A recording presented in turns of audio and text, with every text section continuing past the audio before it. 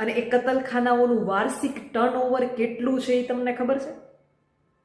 હવે આ કતલખાનાના વાર્ષિક ટર્નઓવરની જો વાત કરવામાં આવે તો ભારતીય માંસ ઉદ્યોગનું કુલ મૂલ્ય 2025માં અંદાજે 60 મિલિયન એટલે કે આશરે 5 લાખ કરોડ આપવામાં આવ્યું છે.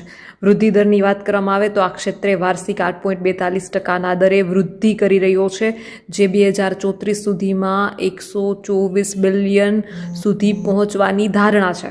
આ ટર્નઓવરમાં ચિકન એટલે કે મરઘાનો હિસ્સો સૌથી વધુ એટલે કે અંદાજે 45% છે. ત્યારબાદ મટન અને બફેલો મીટનો પણ સમાવેશ થાય છે. નિકાસ મૂલ્યની જો વાત કરવામાં આવે એક્સપોર્ટની, તો ભારત દર વર્ષે અંદાજે 3થી લઈને 4 બિલિયન એટલે કે 25,000થી 33,000 કરોડના માંસની નિકાસ કરે છે. જે સનાતન ધર્મની તમે વાતો કરો છો, એ સનાતન ધર્મ કેટલો પુરાણો છે એ તમને ખબર છે? શું સનાતન ધર્મ આજકાલનો છે? આ તમારે વિચારવાની, જાગૃત જનતાએ વિચારવાની જરૂર છે. જો હિન્દુ ધર્મના નામે મત માંગવામાં આવે છે તો પછી આ 12 મંદિરો શા માટે તૂટ્યા? ખતરામાં કોણ છે?